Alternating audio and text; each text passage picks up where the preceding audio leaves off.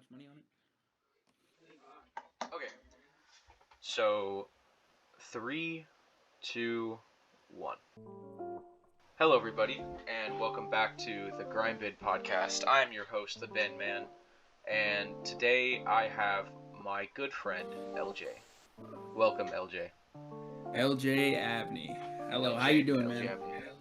I'm doing swell, absolutely swell. So here on the Grime Bin Podcast, we like to talk. Our main focuses are your story and of high school, your experiences with mental health crisis that has been rampaging through our generation, and the disconnect between our generation and our parents' generation, millennials, Gen X, the boomers.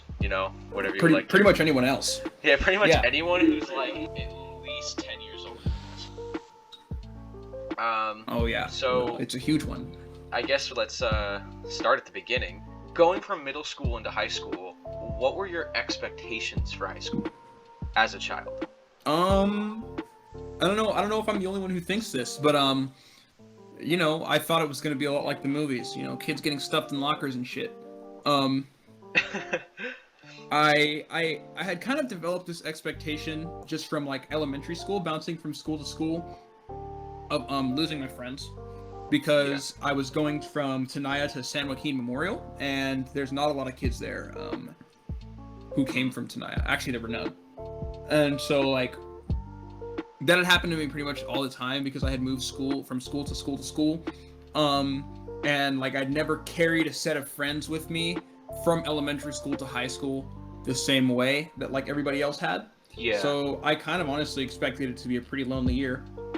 So I'm guessing it would kind of be a little awkward for you, like if someone was like, or not awkward, but just something you couldn't relate to when people were like, oh yeah, I've known that guy for years, or I haven't seen him since like 6th grade. Like you couldn't really relate to that because people that you knew that went in elementary school did not go to our high school. Yeah, they'd all been long gone by then. Yeah, I was pretty much, every time that I had, every year, pretty much, I had to make a whole new set of friends. Yeah. And it made me sociable. It made it really easy for me to make friends. It made me good at making friends. But it was still a pain in the ass to have to, because I had to. I am a person who thrives really well around people. And so naturally I was inclined to make friends, but it was just a pain in the ass having to meet new people literally every time that I moved up a grade, So that was like my entry to high school, my experience with that. Okay. So, you're going into high school, you don't really know anybody because you've been moved around so much. Right. And you are very sociable. Like how would you describe yourself going into freshman year after all that experience with like just being moved around constantly? Oh god.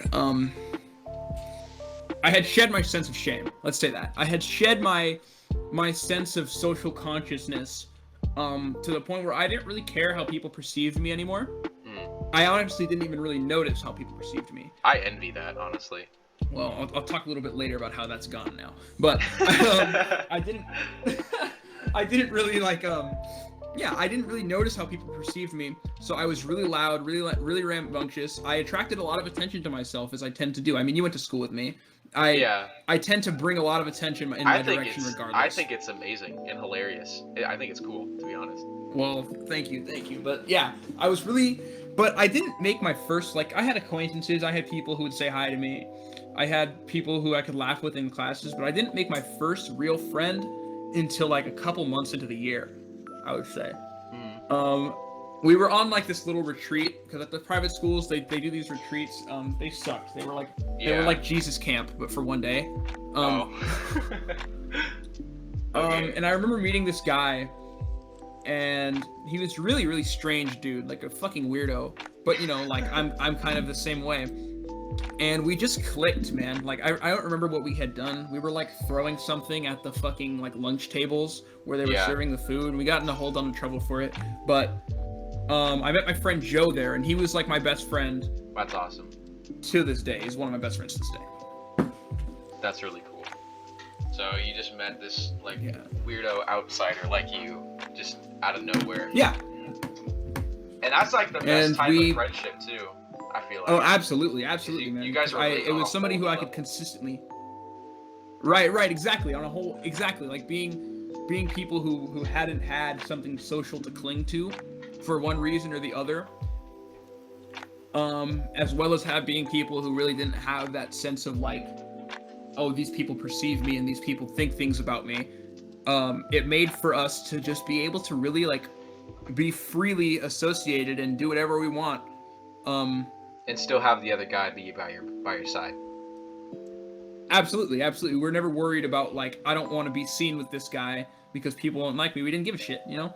Is that just kind of how your whole freshman year played out? What was that? What was the rest of the year? Oh boy, my freshman year was really something. My freshman year was the year that I discovered wax pens. Okay. Oh boy, here we go. And the thing about wax pens is that you can bring them fucking anywhere. They're small. They don't smell. Yeah. Odorless. They're discreet, right? Mm. So for that whole year, I mean, it's a blur, really. Like I. remember just like going to school every day. We had this tradition, Friday, FRY day, and we would go to school, but we would get there early on that day, and we would go sit in the bathrooms before the bell rang and just get as high as we possibly could, and then we would, every single passing class, we'd be late to every class, and in between every passing we would go smoke more weed, and we would go smoke more weed. And interestingly enough, that was the year that my grades were the best. Really? Yeah. What was like, you got A's and B's? Like a C or two. Oh yeah, for the most part, yeah, A's and B's. Wow, dude. For some people, I guess it helps you focus. It did. My relationship with weed, and I can go into this later if we have more topics to get to, but my relationship with weed really, really changed on the way to and throughout quarantine. But yeah, that's how my freshman year really played out. It was just a lot of drugs. I had a small friend group that formed around. I did some other stuff that I don't know if I should go into detail about because I am in my house right now. Whatever you're comfortable with. Okay, well, we don't peer pressure on this show. I did discover that you can actually take like copious amount of Benadryl, and it'll provide this really, really upsetting like hallucinogenic effect. Like it's not like anything. It's not like any kind of psychedelic. It's like upsetting. That doesn't sound good. It's bad. It fucking sucks. It fucking sucks. I'll tell you that. That's probably because you're supposed to be asleep when you take Benadryl, not awake. Yeah, but it's like, it's like a depressant. It makes you drowsy. But if you take too much, you know how if you stay up for like days and days and days, you'll get delirious. Like you'll get extremely delirious. It's happened to me. I've only done that once, but I know exactly what you mean. It's like that, but a lot worse. It's like that, but it's it's drugs. So it's Dude, I stayed it's up a lot more potent a feeling. Oh yeah, because I remember staying up at one point for like, I think I didn't sleep for 3 days, and then I conked out for 15 hours. But in that time, up in that moment, I was seeing like shadow demons in the corner of my eyes, and it was like that wasn't good. So if you want me to tell you the story of like how it actually happened, that'd be great. I had read on Reddit like a trip report. Oh, not Reddit, dude. Of like somebody who had done the same thing, and at this point I was not like conscious that drugs could be, some could be bad and some could be terrible. What were you conscious about? What did you think drugs did to you? I was like, oh, I can get high. I was like, this was, and it wasn't a new thing to me. I had been smoking weed for about a year before, but I hadn't even explored the possibility. Yeah. I hadn't even explored the possibility that there was anything except for like weed and like crack. You know what I mean? Like I knew that like the crack kind of shit, that was bad and that should never be touched. I knew that weed was okay, but I hadn't explored the possibility that there was a middle ground there somewhere. And so you just thought it was like, you were kind of naive and you're like, oh, I can just do this and it'll make me feel good. And like I was like I want to see how I can be high differently. I didn't know that there was a different way to be high, so I took like, it was okay, and I didn't know this, but you know how they have those like practice those practice tests. Those like practice like state exams. Yeah. So it was the practice ACT that day.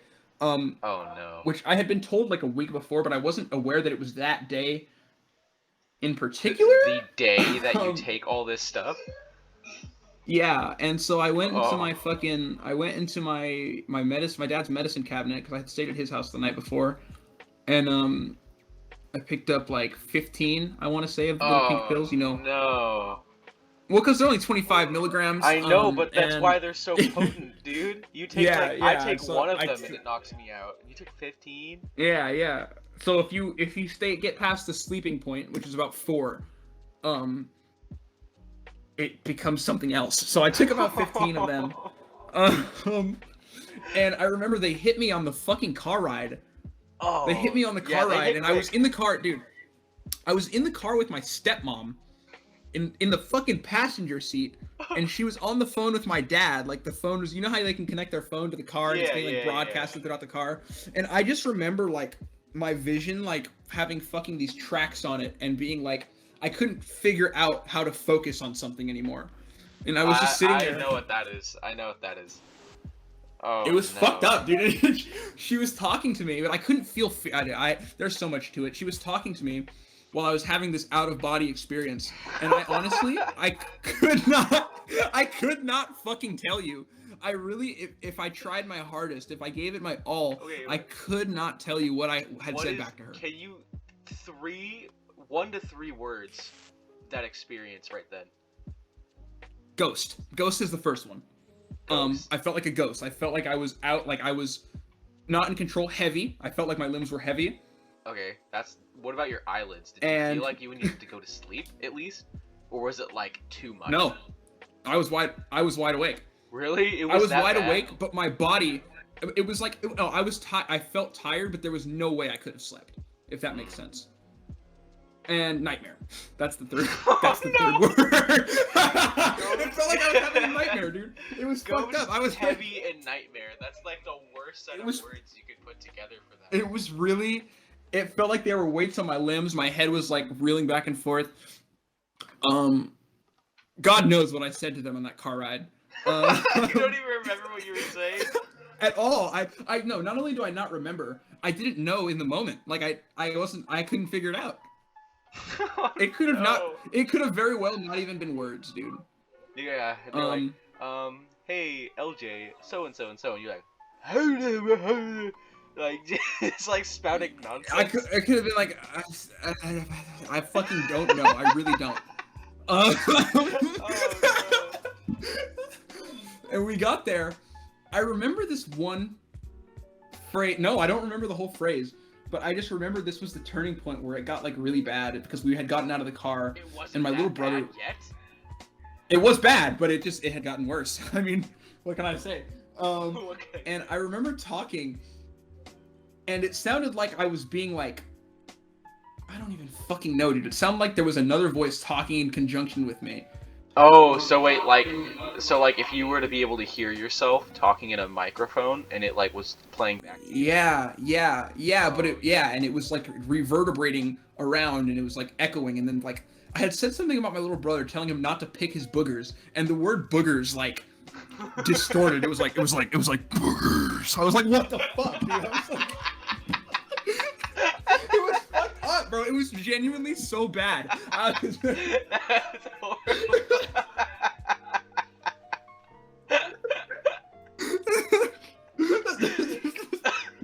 Oh my gosh.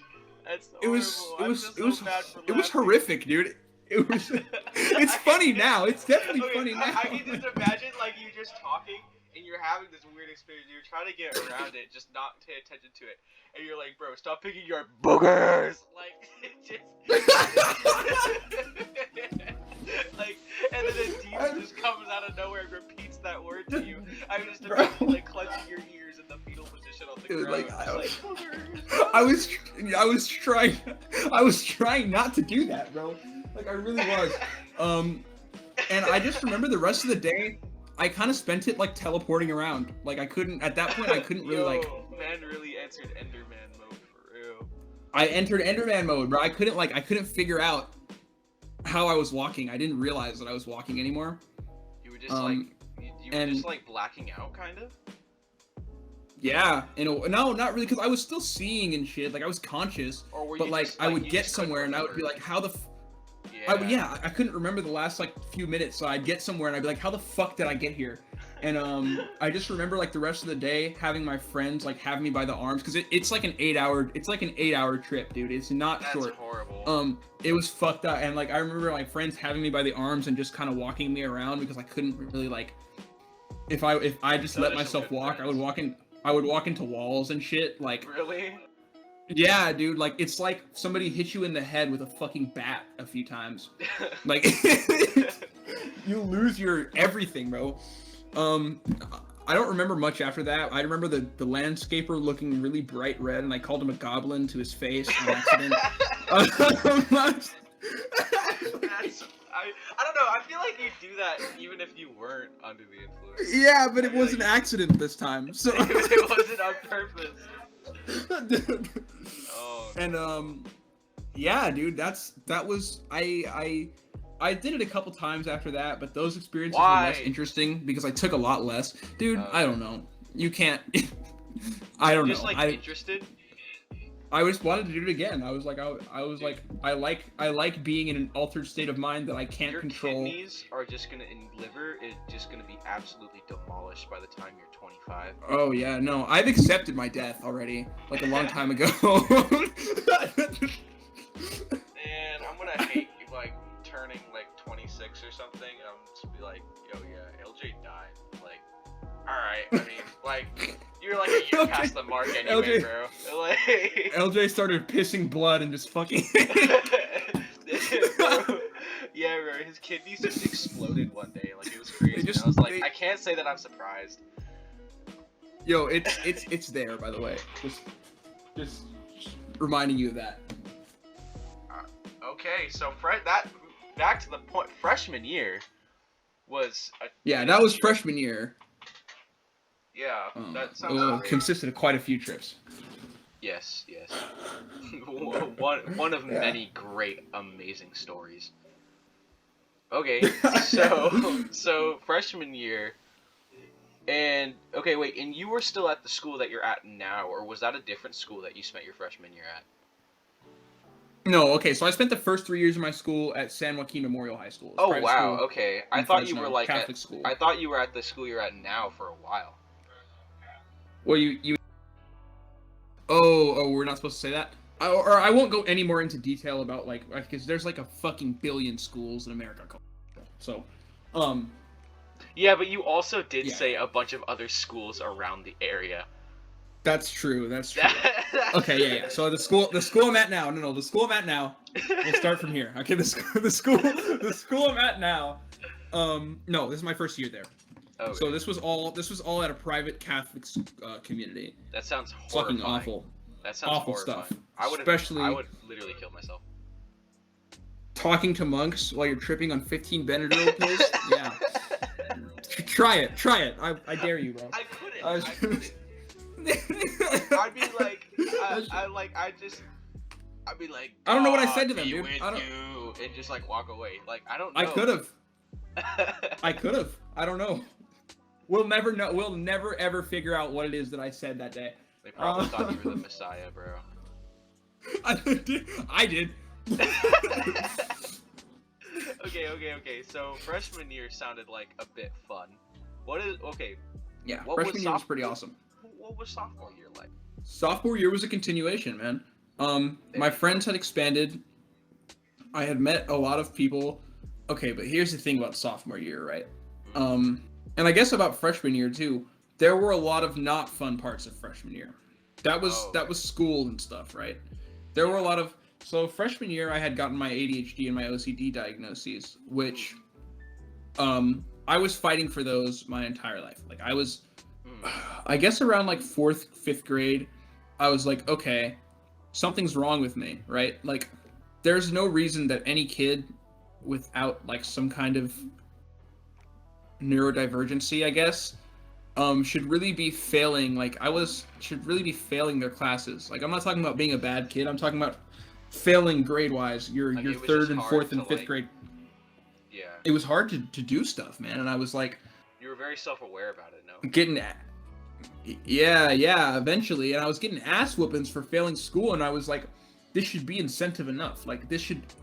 Like, having my life back should be enough motivation for me to want to do stuff and do my schoolwork. And, like, no matter what I did, it wasn't enough. And so since, like, 5th grade, I had been clamoring, like, there is something wrong with me. There is something wrong with me. Like, I need help.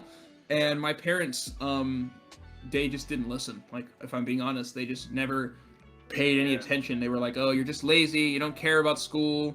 So they're not, you're not really stupid. big on mental health? No, not at all. They and you know what? I'll say it. I still harbor a good bit of resentment against them for it. I don't think I ever will not. I still think about it, and I'm still bitter about it. But like, they pretty much refused to listen to me throughout mental breakdowns, a suicide attempt, all this stuff, and they had just and they had just persevered with their mindset, not even stopping once to think that maybe like I might need help, you know. Is that still like a reoccurring issue to this day, or? Oh yeah, it's different now. Yeah. But it still takes so much push for me, and you'd think, I don't know, you'd think maybe adults' minds are not as malleable, but you would think that at a certain point they'd get it, you know. Especially parents. Oh yeah, you fucking live with me, dude. Like. Well, yeah, and it's like that's your child. Right. Like, I'm you. Like, you should at least understand. Like, I don't know. I don't get how they don't get it. You know what I mean? Yeah, I don't fully understand like the the neglect on that point, but I do understand at a certain point parents. I feel like just Gen X parents in general just don't really have the type of like awareness of mental illness. It's like, the way my parents handled their mental illness when they were kids, very unhealthy ways. Right. And I feel like, but the thing is, I feel like, and I've been told this by my parents, like, I'm articulate, I'm able to get my point across, and I feel like I've tried so many different ways to tell them, like, this is causing me great suffering, I need help with it.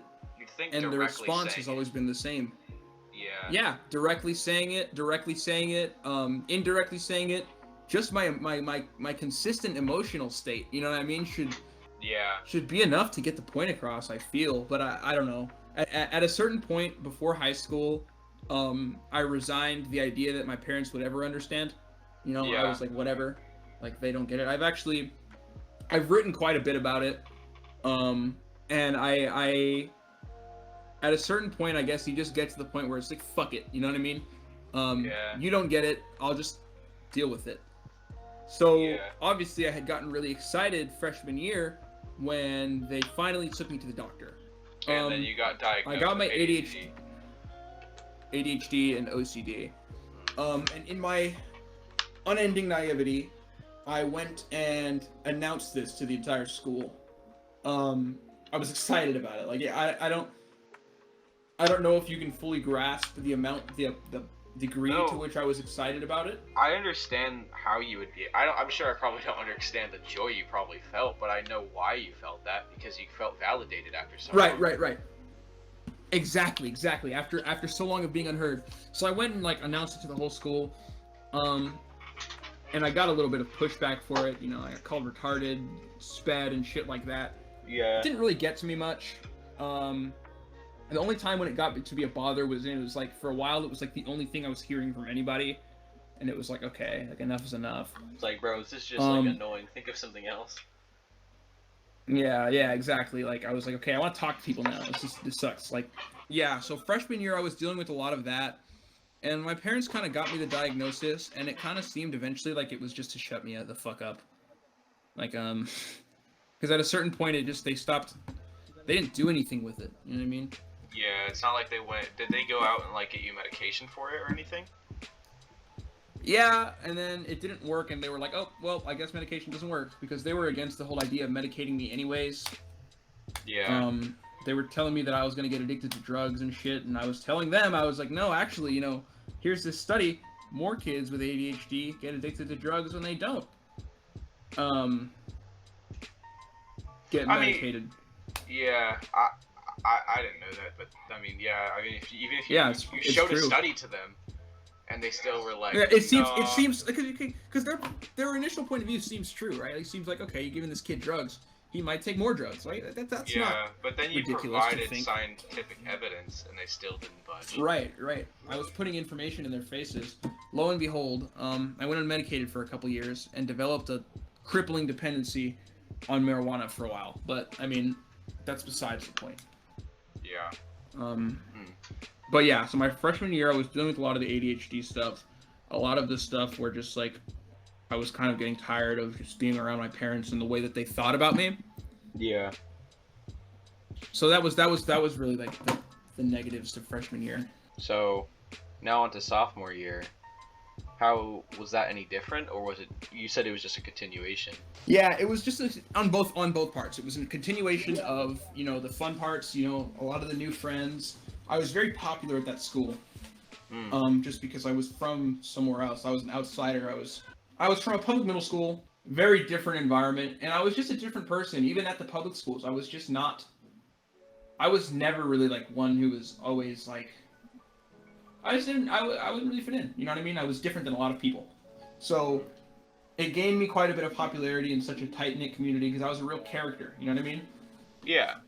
So I had gained popularity. I was having a lot of fun. The same kind of bad things were going on. Quarantine began at the end of sophomore year, right? Yep. That's when it began.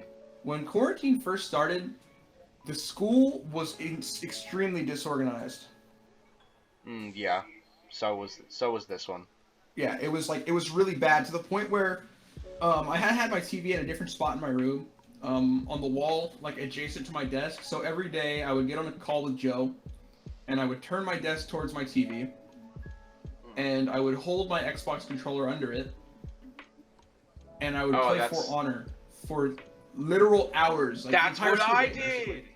That's what I did! The same game and everything? The same game! Okay. So how my desk setup is I literally have my laptop and my Xbox on the same desk. And I have a massive monitor for my Xbox and I have my laptop. So literally, I can just turn. I literally made the excuse. They're like, why aren't you looking at the camera? You look like you're looking at something else.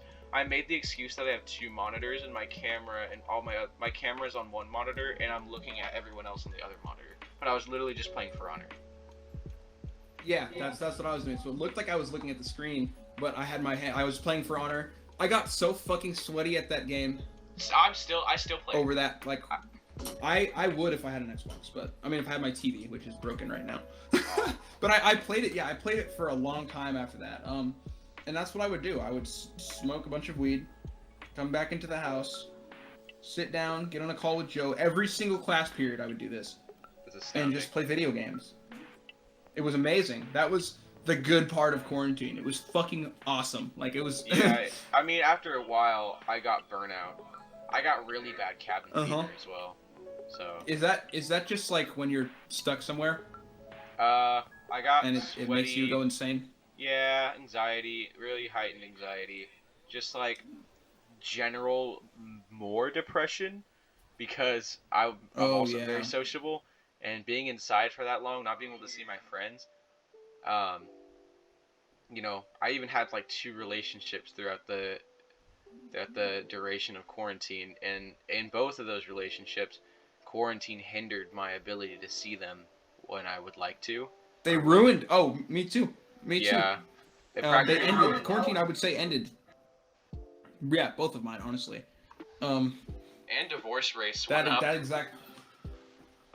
Oh, I can imagine. Imagine having a fucking like wife that you already kind of don't really like that much, and just being locked in the house with her.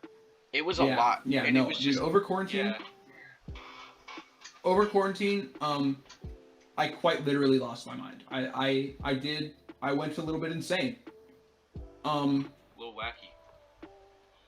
Like, yeah, because and I'm probably not the only one, it was too much for me to handle, dude. Yeah.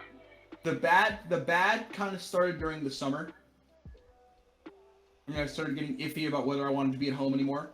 The worst. And this was when COVID lockdowns were super serious. So there was nowhere to go. My parents wouldn't let me out. Um, and it started to get really, really ugly for me. Like, I started to really hate my life. I had started making music at the time, and if you'll notice, a lot of my older music does reflect that state of mind that I was in. Yeah. I was really, really like starting to get sick in my head. I had bought this dab pen, and this was when my relationship with weed started to turn a little bit. I had bought this dab pen, and quite literally, every time I was alone, every time that there was nobody of authority around me, I would smoke it. I would smoke straight up wax out of the dab pen by myself. And I don't know, you ever been high before? Yeah, a few times. Have you ever been high in a room by yourself before? No. They're two very different things. Really? It's fucked up. It's not fun anymore. Because what starts to happen is I've been smoking for 3 weeks. Fuck no. I've been smoking for 2 months every day. Jesus. Without stopping. Plus the amount that I smoked, over the last 2 years when I was in school. My lungs are a little bit damaged. It's hard to breathe a little bit. But it's not that hard to breathe. Like when I'm sober, it's not hard to breathe enough to cause me alarm, but when I'm high, my bodily sense is heightened, and now, okay, I don't fuck with this. I feel like I'm gonna die. I feel like I can't breathe. I feel like my lungs hurt, my head hurts, my eyes hurt. There's no one to talk to. There's just fucking ringing in my ears, and it starts to build up, you know what I mean? Yeah. That same feeling that you get from being locked in a room by yourself, is just multiplied. The sensation is just... Yeah. It's like sensory deprivation. Absorbed more heavily. Yeah, dude, and it started to get really fucked up. But I don't know, my mind state was so bad that I couldn't really handle being sober, so I just kept getting high, even though it was getting worse and worse every time I did. It was upsetting to get high. My mental state was taking damage from me getting high, but I didn't really know what else to do. Yeah, I didn't have anything else to do. Yeah, you're locked inside. You don't have anything else to do, and some people just eat so much, some people just play video games so much, and you do these things that you enjoy so much, but they burn you out, they really mess with your mental state, and you just kind of go insane from being inside. Yeah, I pretty much stopped going to school, stopped talking to my friends, and I was just high all the time, literally doing nothing, dude. I feel like if there had been a camera in my room, like it would have been a horror movie, bro. Like my floor was unseeable at one point because of how dirty it was. I don't think that I'll ever be in a worse mental state than I was over like the second year of quarantine. I was in hell. Some of my trauma of like abuse as a child from a relative, had resurfaced around that time as well. God knows why. Oh my god. I can't believe I'm confessing this to a public thing. I was in an e-dating relationship for a couple months of quarantine. Hey, bro. Hey, no. Don't worry about it. It's cool. People have been there. Jesus Christ. Don't worry about it. Jesus fucking Christ. The person though was very toxic. Not on purpose. They were a good person, but they had issues too, and I had taken it upon myself to deal with all of those issues. Oh, dude, I've also been there. This is true of my in-person relationship as well, and that's what ended it. And I had taken it upon myself to put those issues on my shoulders, and I had ruined myself in the process. And over quarantine, what had happened was I had lost who I was. I had forgotten who I was before quarantine, and so I came to Central, and even when Memorial went back in person, I had lost my touch. I had lost that ability to be sociable, that ability to attract any attention that wasn't negative. Can I just say something really quick? Oh, absolutely. I'm sorry. I don't want to ramble. Go ahead. No, dude, this is your episode. It's just like, I feel like I really have to say something when you just said you lost your ability to be social. No. Because when I was after quarantine, dude, it was really it was like, I can't express to you, because this is really heavy for me, my personal thoughts on this. It was so fucked up for me because I felt so anxious again. Like as sophomore year was ending, I was just starting to break out of my shell because I just lost weight the year before. You know, I was really getting over my other ex. I was really starting to break out of my shell, and then I hit the cabin fever, and then quarantine. I came back. Yeah, I completely lost my stride. I think in terms of my developmental like state, I fell like 10 steps back. Yep. It was so bad, and I cared so much about what people thought of me. I was very scared to talk to people that weren't like friends that I've already established. It was so hard to make friends for a while. I don't know if you remember me in drama class, but did you come late to drama class? Yeah, I came 2 weeks. From the start of the year? I was 2 weeks late. I don't know if you caught some of it, but there was a pretty long portion of time where I just didn't talk. I would come there, put my headphones in, I would watch everybody else talk, and I just remember like staring at them and just being like, fuck, how are they doing that? I wish that was me. Yeah, dude. Wish I like what they're talking about. I enjoy what they're talking about, but there's no way that I can force my body right now to go over to them and join their conversation. You seemed like that when I got there as well. Yeah, so that's what I'm saying. I don't think you missed all of it. I was really reclusive at one point, remember? I was really, really reclusive. And then I started like, because I didn't know anybody in there either, because that was my first year at that school. Thank God it was my last as well.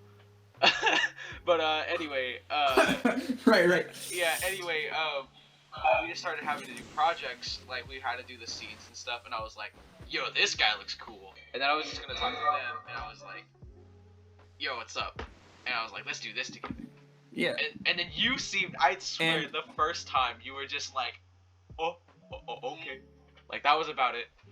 Dude, that's how I felt, bro, because I was like, no way somebody's fucking talking to me right now. Like, this hasn't happened to me since, it literally had not happened to me since, like, the summer of my sophomore year. Like, that was the first time somebody random, again, had come up and spoken to me and tried to establish a connection. So I was taken aback, and I really, even with you, as cool and, like, inviting as you were, I had trouble saying anything to you. I didn't know what to say. I didn't know how to talk to anybody. Yeah, you seemed pretty introverted at first. Yeah, and I'm not. Like, naturally, by birth and by whatever, I'm not an introverted person, but that's just what had happened to me. You know, I'd been made that way.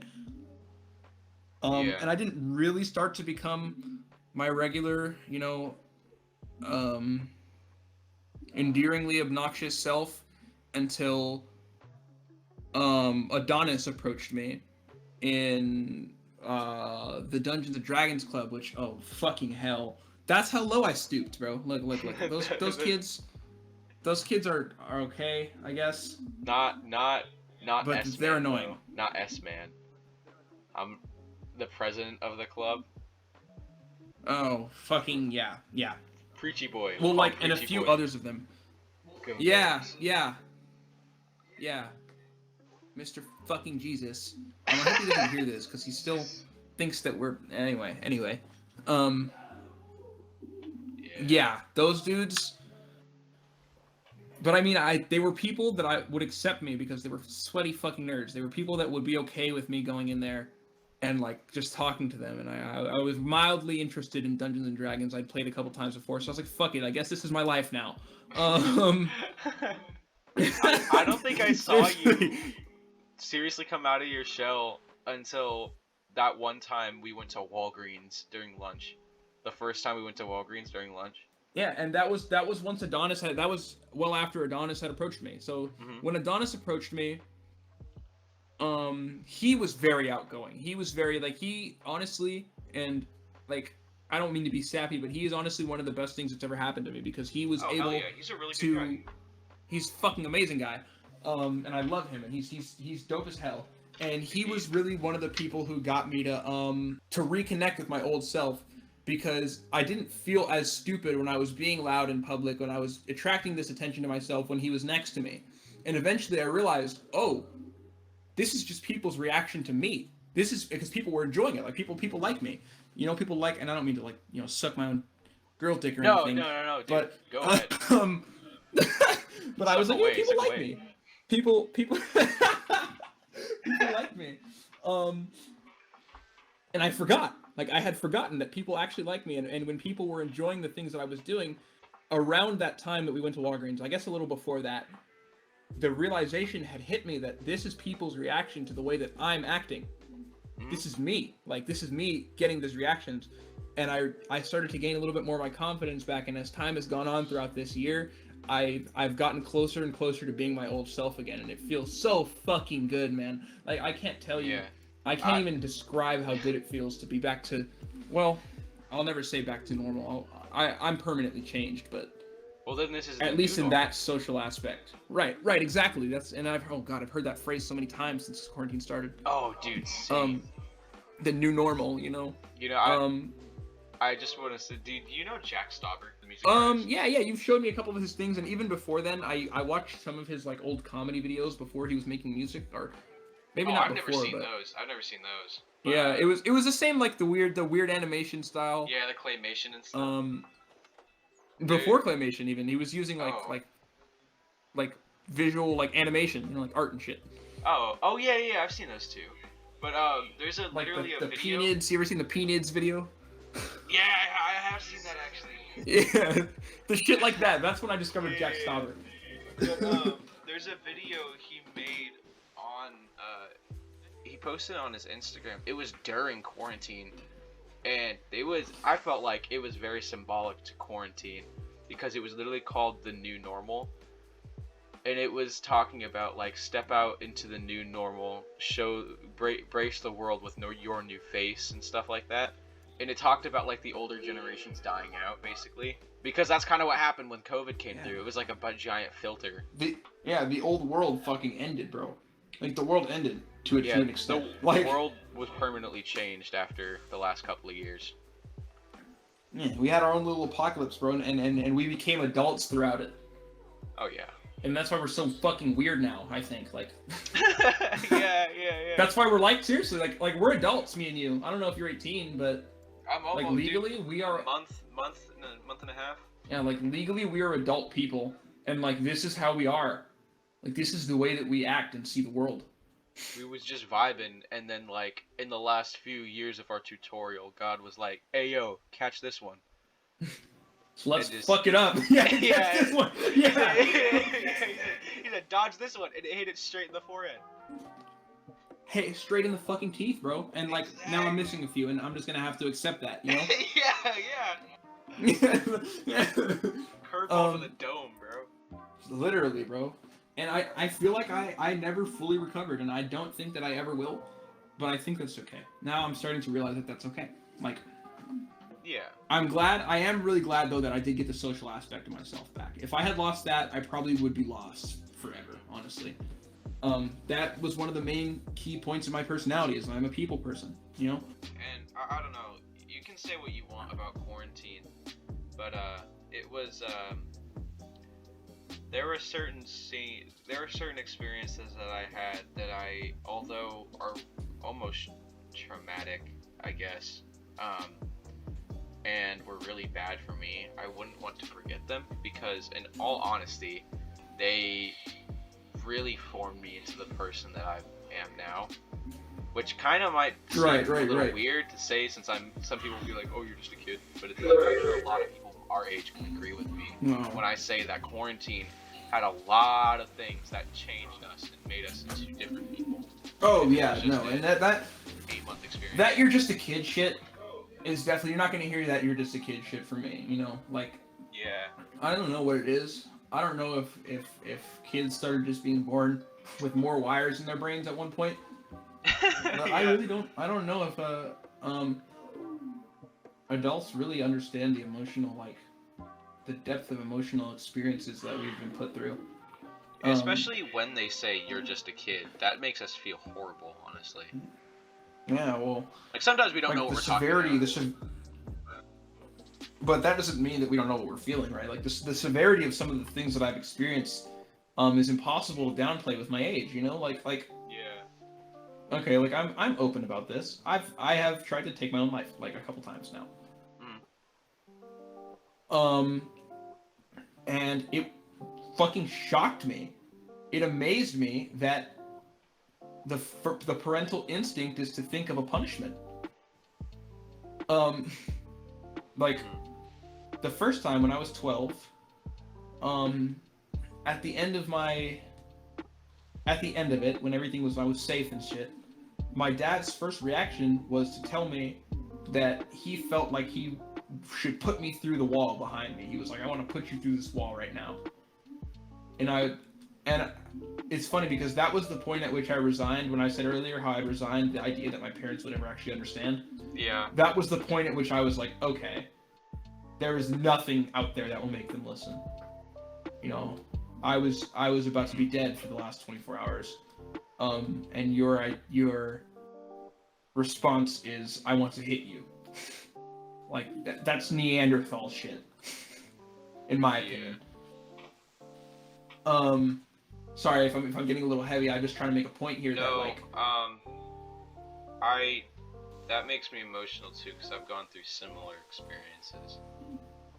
Right. Not exactly that, not that extreme, and maybe not that extreme of reaction from the parents, but I've definitely had experiences very similar to that, and I've seen other people very close to me go through experiences like that, so that really resonates with me.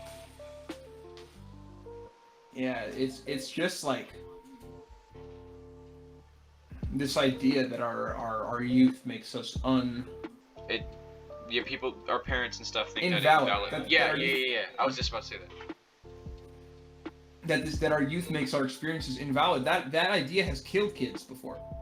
Yeah. It almost killed me. Like it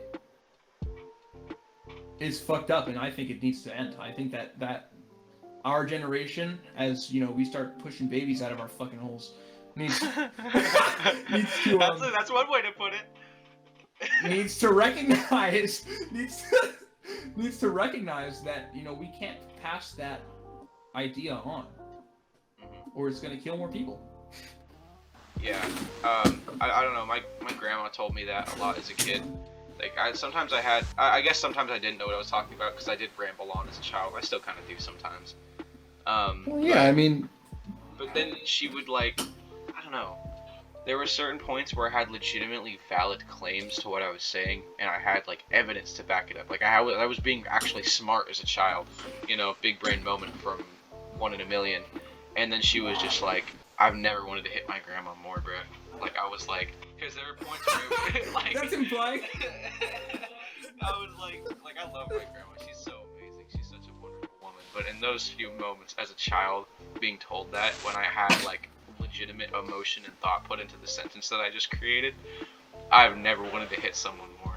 Like, I don't know, man. 100%. Like, yeah. 100%. No, I know exactly what you mean, dude. Like, it that resonates with me.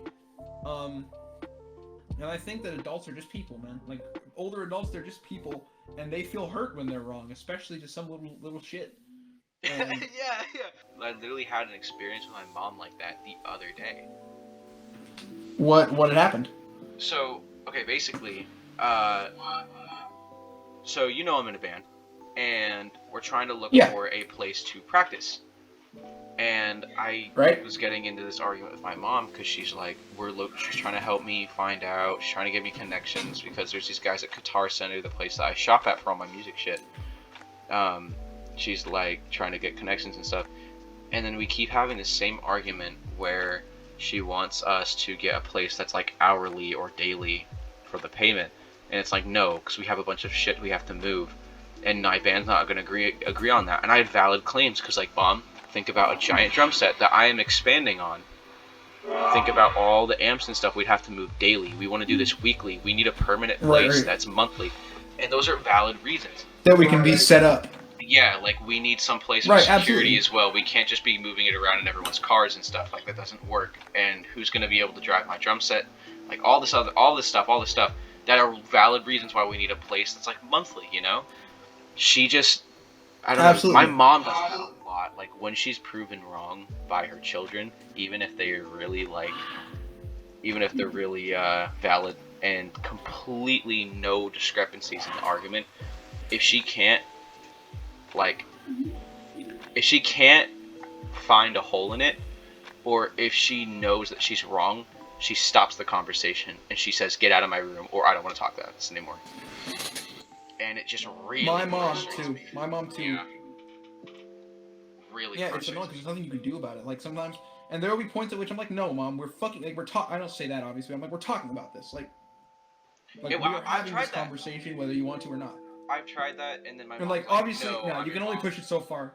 Because at a certain you can only point, push you can only push it so far because they have like the trump card and they can just be like no, but like.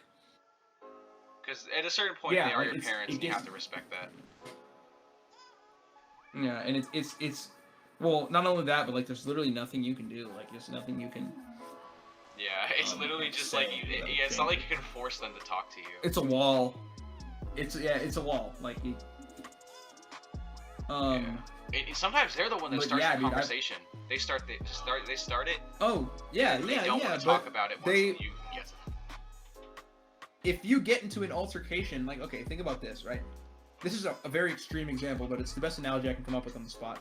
If you get into a fist fight, right, and you have a gun, and you get into this fist fight, hold on, and you get into this fist fight, and you get into this, and you. Hold on, bro. Hold on. Wait. Restart that. I just didn't. It was pretty extreme. I just didn't expect you to say that. Okay, go again. I was explaining, right. Okay, if you get into a fist fight, right, and you have a gun on you, okay, and like you get into this fight, even if you started it, and this dude starts fucking laying into you, like I mean kicking your ass, like curb stomping you type shit, right? Yeah. Eventually, even though you don't want to look like a bitch, eventually you're gonna pull that gun. Because you're probably gonna think he's gonna kill you, so that's valid. Yeah, and obviously this is a way more extreme example, but parents have that gun. Yeah. Parents have that gun, and an argument is a fist fight. So when you corner them like that, some of them, most of them, because they're just people at the end of the day, are gonna want to pull that gun and say, no, fuck you, you're a kid, you can't tell me anything. Yeah, it's literally the trump card of trump cards and parents all the time. Yeah, and I mean, it's a pain in the ass, it's annoying, it's not fair. I don't fuck with it. I understand why they do it. That doesn't mean I think it's okay. I mean, in an argument with somebody like our age, I'd expect a parent to be like, okay, I can see your side. Like, I think we can agree or to disagree or something. Because that's always what I do I'll admit when somebody's wrong, when somebody's right and I'm wrong. Well, yeah, when I'm wrong, I like to think that when I'm wrong, I'll be like, all right, you got me. It kind of hurts, but I think it's the mature thing to do. Oh, it does. It stings. And see, that's why. It hurts. It hurts. And because there's no way for us to avoid that hurt when it's against somebody our age. You have no authority over them. You can't just tell them to shut the fuck up and be right. Like, yeah. And so you just have to take that pain, and parents don't have to. Parents don't have to take that, so they don't. I wish they'd be a bit more mature about it sometimes, because it's like... It's immature. It's immature. They're the adult figure. Like, you need to set at least set. You're supposed to be teaching me this stuff. Why? Why are you being a baby? To be honest, and it's just like... And then sometimes, I will admit, I'm argumentative at times, but it's because, like... Oh, me too. For example, my father, he's a great dad. I love him so much, but when we argue, it's like he'll focus on one little invalid point of the argument, and then focus on that and keep bringing it back to that. Drag it? Yeah. Mm-hmm. And it's so annoying. And do you know what's funny, dude? I'll prove it wrong. Do you know what's funny, though? Yeah, what? Is I can't even lie, I have that same issue when I argue. Really? Like, if I start to lose, that's what I do. Yeah, that's what I do. I start to like... Even when my dad's not even only losing, if it's when he's winning, he still does that, and it's so weird. It's really annoying, honestly. He'll do that even when he's extra winning. Little fuck you. Yeah. Oh, shit. And then he'll just he'll kind of he'll get mad sometimes, and he'll overpower me with his voice, and I'm just like, I can't even do anything, because he's like, no, be quiet, I'm your dad. And I'm like, that's what my dad does too, and he has he's like a fucking grown man, and I'm like, booming voice, so bro. I can't really shout over him as much. So our vocal cords just aren't developed enough. They don't do it. Mine will never be. I smoked him to shit, I'm not even gonna lie. But yeah, bro, like, oh, fuck, I forgot my original point was, but it was just somewhere around that, like, that parents don't listen shit. Oh no, they're babies. about arguments. Yeah, they're babies. They're babies, and not. If you lose, they're like, haha, I'm right. And if they lose, they're like, oh, shut the fuck up. You know, like. Yeah, I'm right. Yeah, dude. Yeah. And like, so just, I guess I can see to their point, but it's a serious matter when I'm like, you know, in anguish, because now they've been proven wrong after 8 years of making the same fucking mistake of invalidating me and fucking punishing me for something that was largely out of my hands. And so to swallow a mistake that big, I think I've seen it in them, and they've never said this out loud, to swallow a mistake that big probably hurts them. To accept the fact that I am going to at least have a little speck of deep-seated resentment against them for the amount that they fucked up, for the amount of time that they fucked up, is probably hard for them to admit, and I think that's why they still refuse to do so. You should just, like, become FBI's most wanted criminal, just so you could prove, hey, mom and dad, you could have fixed Look it. what you did. This was your fault. Yeah, you raised me. Your fault. Just become the next I'll, like, Heisenberg. put it in my manifesto. Yeah. Put it in my manifesto before I, like, fucking bomb a power substation or some shit. Yeah. Become fucking Ted Kaczynski. Yeah. It'd be like your last words you just broadcast to the world as much as you can. My parents are the cause of all of this, and just end it. Mom and dad, this is your fault, and then like blow my brains out on live TV. Yeah, just like set off like a massive explosion and just die. Yeah, blow up the building that I'm in. Yeah. The fucking White House. The White House, bro. Oh no. Oh, dude, your parents' life would be hell after that. That's actually kind of funny to think about because it would never happen, but like it's kind of funny to think about. But like the idea of it, yeah, exactly. Yeah, it makes you like giggly. Like you ever like get into like an argument, and then you think of the possibilities of what could have happened if you had like superpowers and just punched him in the face, like threw him through a wall. Yeah, you just like earthbend a massive rock and crush him with it. And be That's like, why I'm right. Okay, being yelled at now, I can't take seriously because I think because of like the humor like that's been prevalent on the internet for like the last year or so, like being like if somebody who's like a manager, for instance, yells at me. Like, oh, I had this manager at KFC who fucking hated me because she would shout at me, and I would straight up just make fun of her to her face. Like, I couldn't handle. Really? I couldn't handle it in any other way, so I would just laugh at her. Like, that's like the cackle most, in her face, dude. That is the most Sigma male move I've ever heard in my life. Like, I would be like, fucking point and laugh, dude. Like, and. What did she do when you did that? I don't know. She would write me up usually. Usually, it sounds like you have like 30 write-ups at KFC. Oh, dude, if I didn't quit, I would have been fired like the next time I got written up. To be honest, That's funny. I feel like it takes so much. Dude, no, like literally when I was quitting, I called her and quit in the middle of my English class, on speakerphone. That's amazing. That is the most power move. And she was trying to get me to repeat myself, like, I don't know why. I think she was just like being a dick, and she was like, well, what'd you say? She was like, are you okay? And I was like, yeah, I'm okay. I'll be a lot better when I don't have to come in tomorrow. And then I hung up on her. But okay, to be fair, she was a huge bitch, and she used to say the N-word all the time. Oh, and I asked her nicely not to. I was like, please stop saying nigga while I'm at work. Yeah. Like, it makes me extremely uncomfortable. And she was like, I can say whatever I want, nigga. I was like, alright, dude, like, fuck you. And if she didn't have kids, I would have reported her to our GM and gotten her job lost. Damn, you should have done it anyway, bro. What do you mean? Fuck them kids. Exactly. You see those memes where it's like, I'm going to do how many reps? I'm gonna do a bunch of reps, and they're gonna equal the amount of single moms I've evicted this month, and it's like 30 reps. And it's like a time lapse of him doing it's like a time lapse of him doing a bunch of reps. Me on my way to tell the single mom who's 6 that I'm raising her rent. Yeah. Those memes are fun. Those are so funny. Those are so good. Okay, I think back on track. So your whole high school experience seems so far like a bit of a roller coaster ride. Oh yeah, to say the least.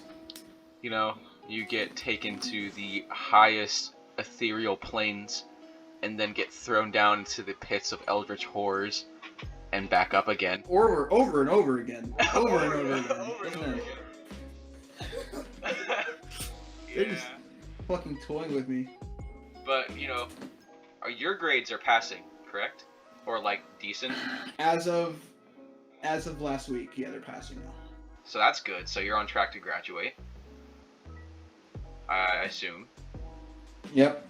At this point, I am, yep. Alright, so how do you Wasn't for a while there, I'm not gonna lie. Yeah. So, yeah, how do you feel about graduation coming up soon? The school part of graduation? Like, the okay, whole, like, school thing just in general? Yeah, first, how do you feel about the school, you know, the ceremony and stuff?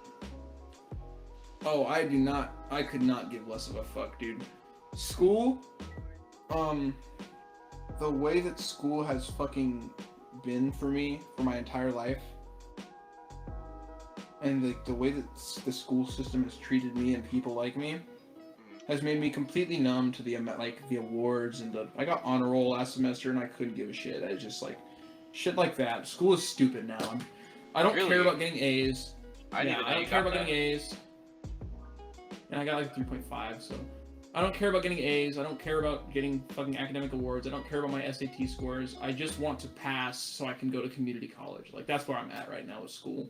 Yeah. Last year I got like an F or two, so there's no way I'm getting into any UCs. Yeah. Yeah, no, it's impossible now. Well, they've made it easier to get into UCs now, so from city. Well, I'm sure easier. Oh yeah, from city. I'm gonna go to a 4-year from a city college, but I can't go directly to one, like some people are doing. So at this point, graduation to me is just the end of this. School-wise, it's just the end of school, and I can't wait. College is a lot different than high school. So I've heard. I mean, I've heard it's actually more laid back, to be honest. It's harder work. Yeah, that's what I've heard too. I've heard it's harder work, but in a lot of aspects, it's way more laid back. I mean, I don't mind like it actually being harder. You know what I mean? I just don't like the way that high school is structured at all. Yeah, it's structured to play to all my weaknesses. It feels like.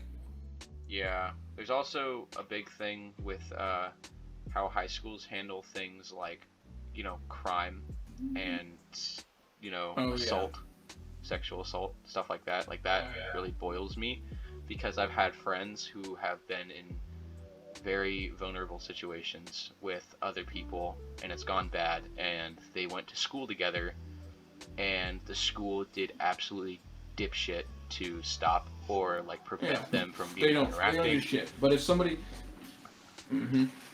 I've heard at one point... They don't care. Yeah. I heard at one point, like, literally all they do is have the...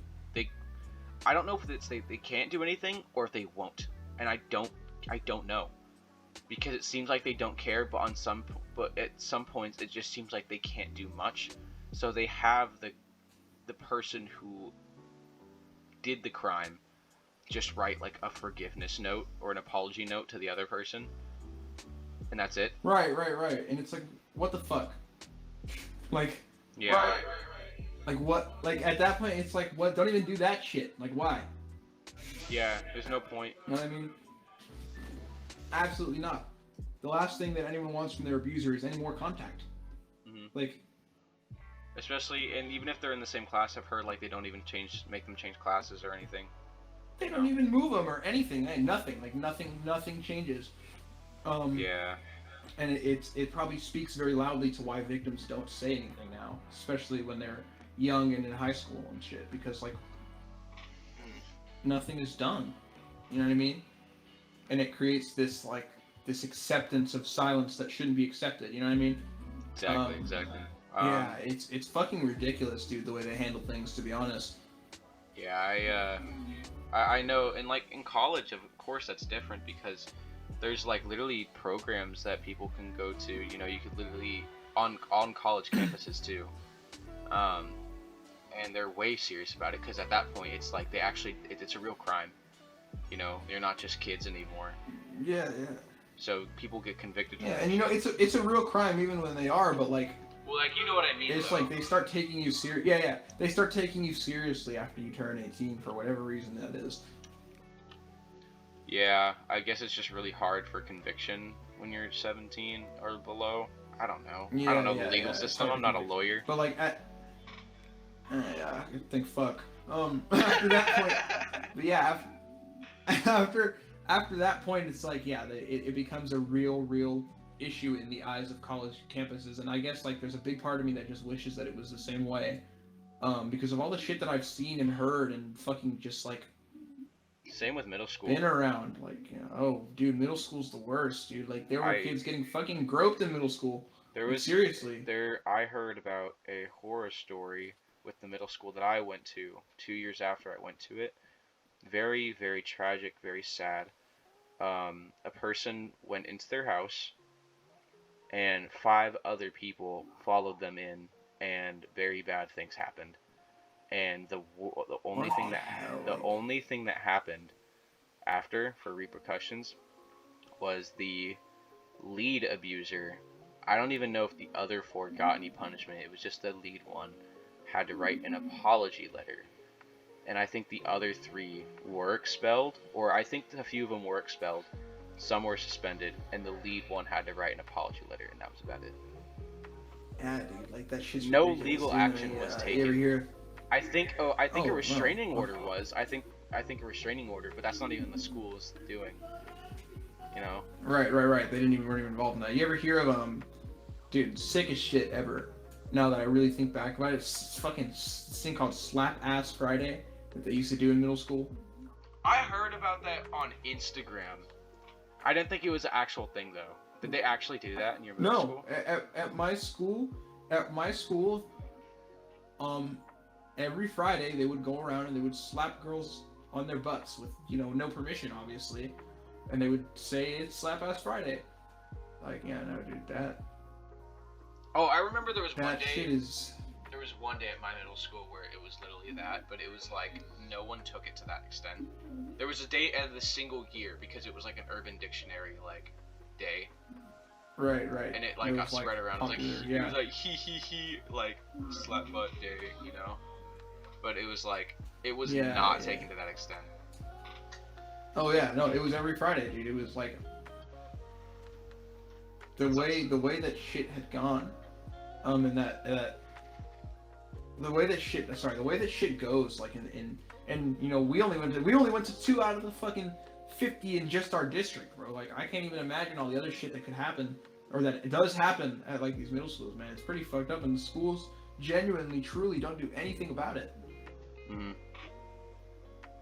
It's really It's really sad. It's sad, dude. It's really sad. Especially when the people who run the school have very traditionalist ideas, like boys will be boys. Like, I hate that so much. Oh yeah, shit like that, or like the whole dress code thing. Like, just because I'm fucking like assigned male birth, right? I can go around wearing damn near whatever I want to, dude. Yeah.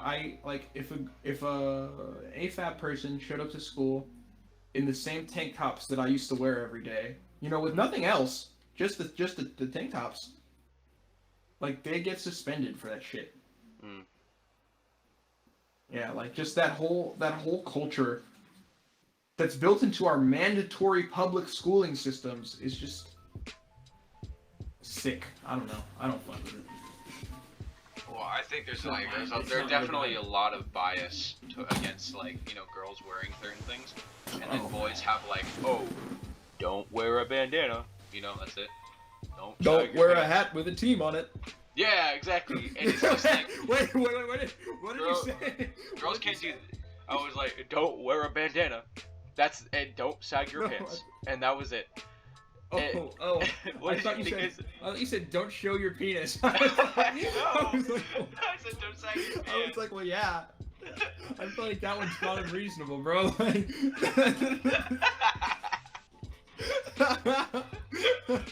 Oh my god. Yeah. Okay.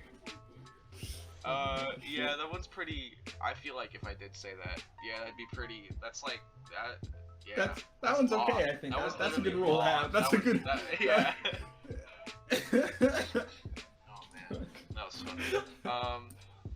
Yeah, but like girls, like they can't wear spaghetti straps or something, and it's all because it's under the premise that guys can't focus on school or something. Like what the fuck?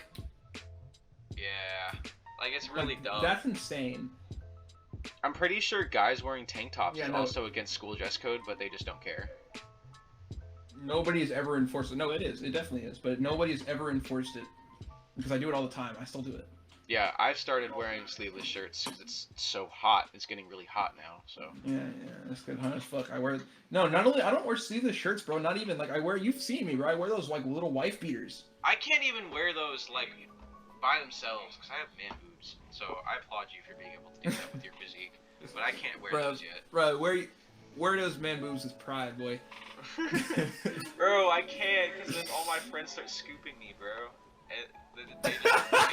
Because dude, they're so defined with the tight white beaters on, so it's like I can't.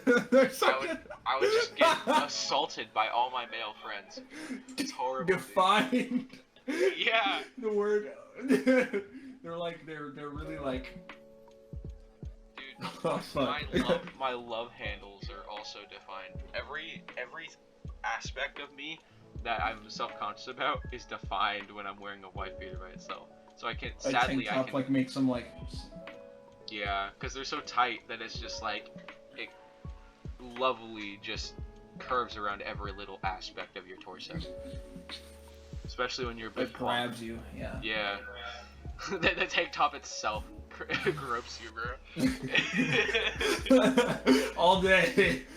All day, bro. It's horrible.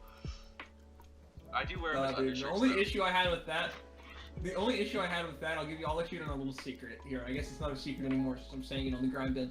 Hey. I got some real, like fluffy nipples, bro. Like they're really like, they're really full. You know what I'm saying? So whenever I wear like a wife beater, you got some like massive chocolate chips on you? Like, is that what we're talking about? I have like some estrogen nipples, bro. I don't know why. Like, I mean, I don't hate them. Because of all the gender stuff. But the thing is, like, when I wear the fucking tank tops, bro, like they really make their presence known. Like they stare at you. You know what I'm saying? Like, you know how you designed those jeans one time? Should design a wife beater and just like outline them. Yeah, like my eyes are up here, not here. Like these are not my eyes. My nipple. These are not my eyes. Up here. Oh, dude, and you fucking wear them in tandem with each other, huh? Yeah. Walking around with screws all over me. It'd be amazing. Oh fuck. You're just a walking art. Dude, project. those jeans. I know, dude. Those jeans are gone now. Or like the art is gone on them now because they were Sharpie really? and I washed them a couple times. I have to redo them. Hey, that just means you got a blank canvas again. Do whatever you want. Yeah, exactly, bro. The fucking khakis. You should do an Among Us on one of the butt cheeks, like one of the butt Dude, cheek pockets. there is one of the butt cheeks. I was gonna say there's an Among Us on those pants. Actually, there was. Really? There was a little like little Among Us. You missed him. Among Us. I gotta pull something up. Hold on. I think. Yeah, for sure. Oh, my phone died. All right, it'll take a second. But yeah, the injustices of high schools are immense, and I could state them forever, honestly. Oh yeah. Yeah, they suck. Like the system suck. The people suck. Like that shit. There are good people. That shit is not fun. I mean, it is. Oh, absolutely, there are good people. They're cool. I would say for almost as many things as there are bad about high school, there are also good things. Yeah. Like I'm one who. Like I definitely missed going. I don't know. I think I've had my fair share of horrible, social injustices, as well as a lot of good ones, especially in recent time. Like what do you mean? Like elaborate. Well, like I talked If about you this feel on comfortable doing so. No, I'm fine with it. You know, I had a recent falling out. I talked about this on the last episode. I had a recent falling out with a few close people of mine, and made me change schools. Oh. You know, it was all that. That was pretty All right, bad. and you've told, and I can imagine you've told me about that outside of this this like little environment we're in right now. Yeah, it was not fun. I've had a lot of other unneeded I've just had so much unneeded drama throughout high school, and it's just because of like little things that I said, because sometimes I just can't keep my fucking mouth shut. At the beginning of high school, I'll admit I was really nosy, and I learned to control that because I know that nobody likes that. And I realized that I get my nose into stuff that I shouldn't be, so I've learned to respect people's boundaries a lot more, so I'm not like that anymore. But just throughout high school, I've been dragged into so much drama. I don't know. I hate drama so much. And I hate when my friends don't like each other. Like, you have friends and you want to go out with all of them, but like, they're like, oh yeah, I don't like that person. But you've got people at odds with people. Yeah, absolutely, I understand. Especially when you're the friend that's friends with all of them, because it's hard to want to do anything with all of them because they all hate each other. Right. So it's like you have to split them up individually when you just, I understand that sentiment for sure. Yeah, and I've just been through so much drama. And like, being expected to pick sides, oh fucking hell. That's the worst. Especially when you're the one who causes that to happen, because you feel bad for having to make people do that. Right. Which kind of happened. Oh yeah, exactly. Yeah, especially like I had a relationship that caused so much drama. Especially, kind of, for some reason, it's even been happening kind of recently that the drama still persists in some circles. Like, you know, and was this Yes, it was. Okay, I wasn't gonna say the name, but I was just Yep, it was, and very just so stupid, and it just makes my high school so much more stressful than it has to be. Like, I've had so much bad drama that I don't know. Maybe I might have said this in the last episode, but whenever I've turned my requests off on Instagram, and whenever I get a text from an unknown number, whenever I get a text from an unknown user, like a request on Instagram for someone I don't know, like, it's giving me anxiety just thinking about it. Like, I literally start shaking, and my breath gets, like, I start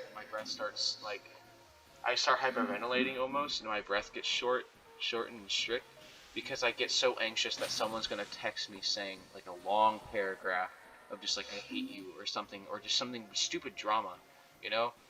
Like, I can't stand to get a text from somebody that I don't know, because I think it's gonna be something bad.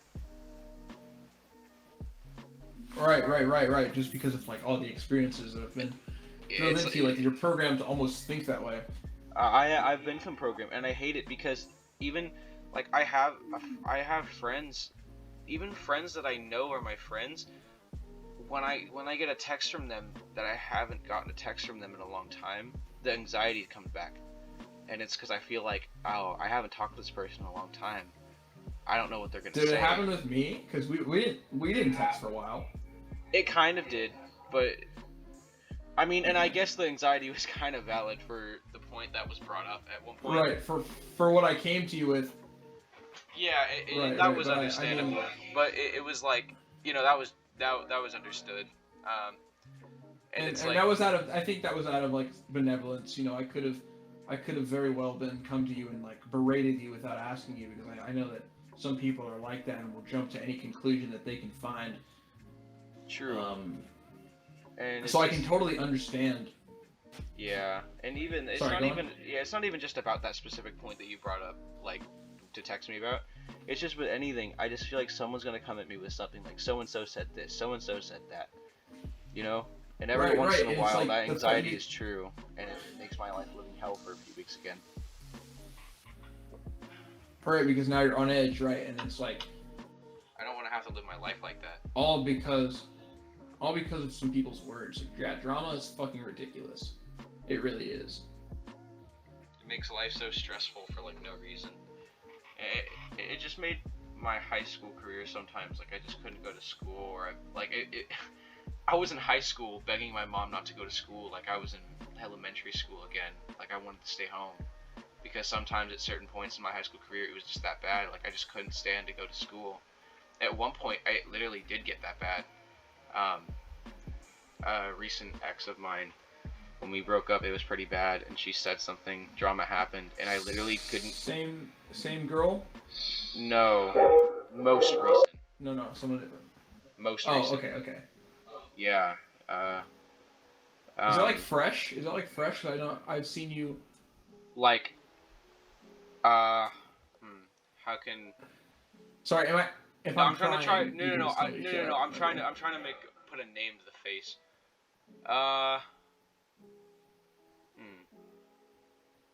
Oh, do I know them? Yeah. Oh. Literally one of the reasons I transferred, dude. We both were friends. Oh, I know them. Yeah, dude. You were friends with her at one point, remember? Like recently after we broke up. Oh, and she. We had Yeah. That's what I was talking about earlier. That's why I met my same girl. No.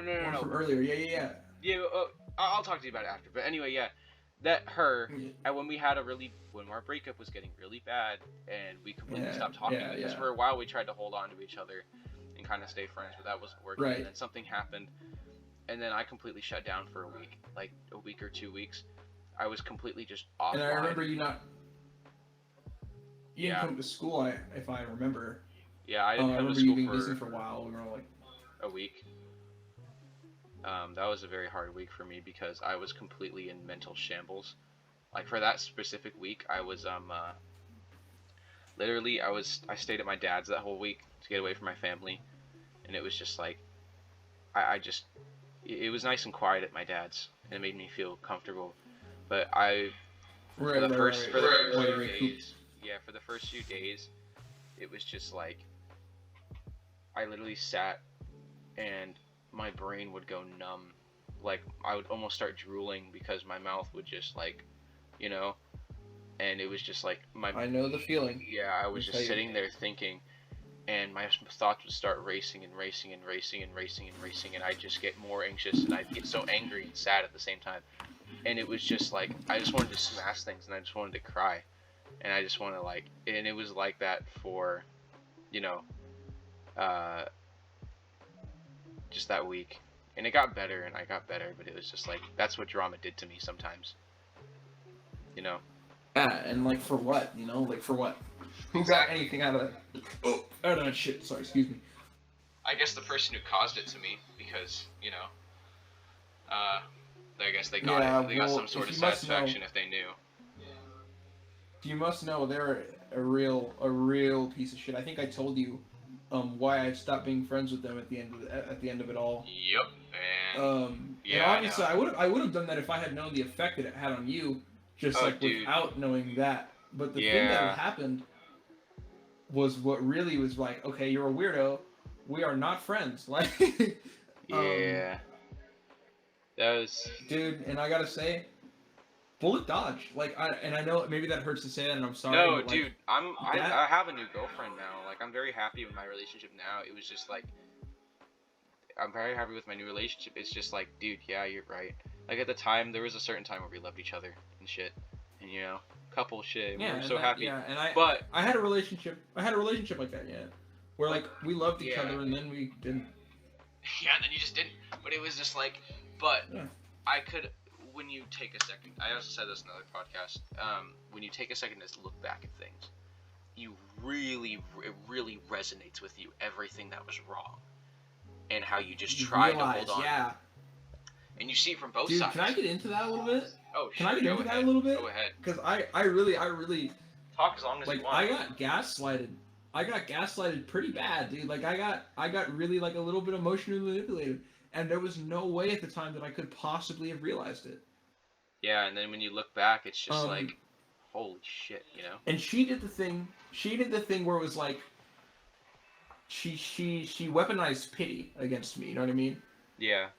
She used her situation, which was agreeably, it was really bad. She was in a bad situation, but she used it to get anything she wanted out of me, emotionally, and it was just like, I was like, fuck, like I didn't even realize that I was at that point. Yeah. Before I ended things with her, and it's like, because I was in love with her, you know what I mean? It's just like, it's crazy how you don't see shit like that. Yeah, I had like a similar experience with mine. She, you know, I think I told you about this too. She would just like very mad about certain things, and then afterwards it was hard to call her out on how angry she got at me, because it was like, because she would bring it back to that. Yeah, you know, we'd be all cuddly and stuff. And then it's like, how do I bring this up now that's good again? And just cycle repeats. I got worse because she got worse, and then no one said anything because it got worse. And then the relationship. I don't want to make it bad again because it's finally good. Yeah. Yeah, and then I would start doing things that were not okay, but it was just like I was just sad in the relationship, and I didn't think about things that I did. But it was like I never like fully did anything that was like cheating, you know. But it was like I did things here and there that were like not okay, and then she had a real valid reason for getting so mad. Right. But and then it just got exponentially a worse cycle, and it just fell apart. I don't think I ever did anything like that. Just my personal experience. I think what I would do is I would. So before, it was like having time to myself was like she'd get angry at it. Yeah, that and then happened. Eventually, A lot to me too. The more that happened, the more I was like, all right, fuck it. Well, now I'm taking even more time to myself. That happened. That happened a lot in my relationship too. And I would just like I mean, honestly, I was in a different mental state too. Like I was pretty bad. I was kind of a piece of shit at the time. I would game on FaceTime. Like she would want to FaceTime me, and I'd be like, all right, and then I would just play video games, or I would make music. Oh my and you know, when I'm making music, like I can't even fucking hear her. So like she'd be talking to me, and I would just be literally just staring at my computer because I couldn't hear anything. With the headphones on, with the studio with the headphones on. Yeah, and then she wouldn't be able to get my attention until she talked for like 10 minutes, and I shot her a glance, and she was like looking all pissed, and I was like, oh fuck, well what do you want? And it just, I don't know, dude. And then it got bad because she would get angry at that, and that would make me wanna not care. So like, I don't know, man. Yeah. That was one of the big issues. That was big for me too. Like in my relationship, it's just like we both do stuff and we're not constantly texting each other, and I like that. Like we text every day, but it's like with my other relationship, it was like she wanted to text so often, like I never really had time to myself. All the time. And then when she wanted to text so much, it was like, okay, I'm just not gonna respond longer now because I just want to have some time for myself. And it was hard to tell her that, because she'd get so sad when I didn't give her what she wanted, and I don't think she did that on purpose. I think she was legitimately hurt when I didn't do that. That's what happened to me, dude. But it was manipulation. Whether it was intentional. Yeah, it wasn't intentional, but it was still manipulation, and she still really hurt me with that. Because I couldn't tell her. Like, I couldn't tell her, like, yeah, I need some time to be my own person. And it was like, whenever I would bring up something that I didn't like from her, she'd do the same shit. And I was like, okay, well, I don't want to make you sad, so I guess I'll just eat it up, you know? I guess I just won't say anything about it. And it's like, that's not good for you. It's not good for you, it's not good for the relationship, for sure. I know exactly what you're talking about, dude. I was exactly in that spot. For that specific thing, Yeah, and that's what you're telling me, and it's like, I think I'm more well-adjusted now. I think the way that I take people into my life now is different. You know, I'm a lot less. Definitely. And I have obsessive compulsive disorder. Okay. Yeah. Like I have OCD. So when somebody doesn't text back, my mind will fill itself with ideas. Oh, they fucking hate me. Oh, they don't like me. Like I just am a person who needs. I'm just a person who needs a lot of reassurance. And like if I don't get that reassurance, then I will come to my own conclusions, and I will start to hate somebody who hasn't done anything to me at all. And this doesn't happen, and the thing is, like, this doesn't happen in the relationship. This happens in the talking stage. Like, that's... Oh, yeah, the talking stage, like, that's happened to me a few times. In the talking stage, I'll start to, like, let my mind get ahead of itself, and I'll ruin it without anyone actually doing anything wrong. And, I've gotten better at not doing that. I've gotten better at just like letting the person be and letting myself be. And once I'm in the relationship, I feel comfortable enough to bring it to light, to be like, okay, I have this problem. You can easily fix this problem by just whenever I come to you, just reassure me that nothing's going on and I'll be okay. But if I don't communicate that to you, or if I don't communicate that to you, I will make my own assumptions, and they will go unchecked in my head, and I'll be a bad person. I'll be a dick. But like that's my biggest issue, is like I get really anxious about relationships, even with friends, man. Even with friends, I get anxious about relationships. Like, definitely, like I don't know, I that's what I was talking about earlier, like with experiences of quarantine, because this relationship half happened in quarantine, and it's like you want to forget it, you want to just forget everything that happened involving that person, but at the same time, right. You evolved so much as a person because of that. Because of them, yep. Mm-hmm. And it's like it's such a double-edged sword to think about wanting to get rid of them, because then you won't have realized how far you've come, and you'll just devolve into what you were. So I don't know. It kind of hurts just to think about wanting to get rid of it, because I realize how much better I am. Especially with choosing a partner in a relationship. After that happened, I know my judgment is so much better. Like, I know my worth a bit more, you know? Yeah, absolutely. I know my worth. Yeah, I know what to look for. I know what, I know if I see those red flags again, I'm not going to hang on to it because I'm desperate. That's what it was for me. Right. And Yeah, the desperation. I don't have that same desperation. Like, you know what? I'll admit it. I don't like being alone. It would be very nice to have somebody, but I'm also not in the space that I was where I needed somebody. You know what I mean? Oh, dude, I've been there. You might not know that, but dude, when you're at that point where it's just like, you think that's like one of the only things you think about when you're alone, like, oh my god, I'm so lonely. It's for me, it was a deep, sinking black feeling in my heart. Like, literally in my heart. Like, that sounds sappy, but it was physically, like, it was a physical pain. It made your chest hurt, and you know what? Made me cry. Was really like fucked up about it was that feeling was always highlighted by the idea that it was going to be there forever. Yes. That shit. I would always I would always be like, oh, I'm alone. I'm gonna be alone for the rest of my fucking life, and like it comes with an anxiety. Man, I didn't like it. Doesn't happen to me anymore, but as a when I used to be overweight, I'm sure I've told you this. I was like 80 pounds heavier, morbidly obese, defined by doctors.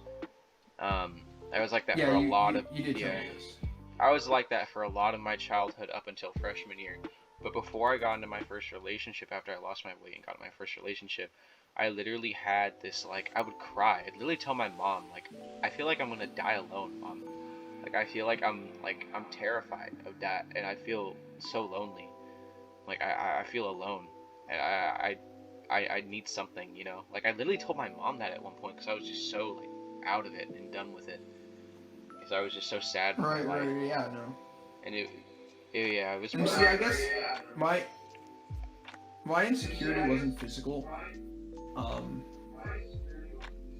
But dude, like, I'm fucking weird. Like, I've come to terms with this, bro. Like, I'm fucking weird. Like, I'm a weird person. Like, and it's not appealing to a lot of people the way that I am romantically. Like, there's a lot of people who think that I'm a cool, likable person, but that's as far as it goes. I'm not the kind of person that gets taken seriously, you know what I mean? Like, I'm not the kind of girl that you bring home to your parents, and it's like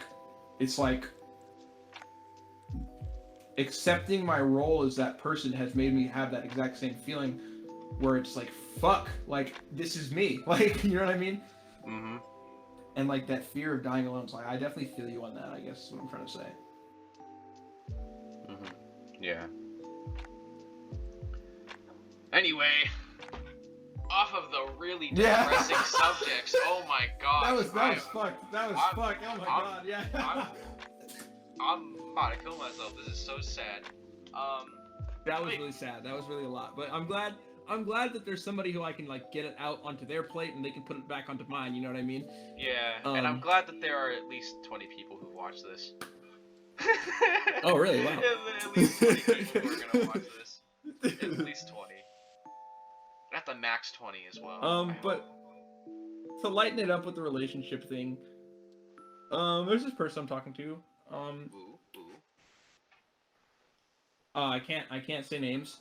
Juice. There's juice here. she's super cool, and I think that I've found a like kind of a balance, I think, in myself, where it's not something I'm stressing about, but it's someone who I can think about, you know, and keep in my head and not feel bad about it and not feel anxious about it. And I think it's really cool the way that, like, I think she's really cool, you know, and I am okay with that. I'm okay with that, and it's nothing deeper than that in a negative sense where it, like, you know, fucks me up. You know what I mean? Yeah. That's really healthy. I'm glad you found that. But yeah. Yeah, I think I'm a little more well adjusted, and you said you have a girlfriend, so I'm glad that we're moving on past the absolute fuckery. The absolute fuckery. Yeah, the fuckery. Yeah.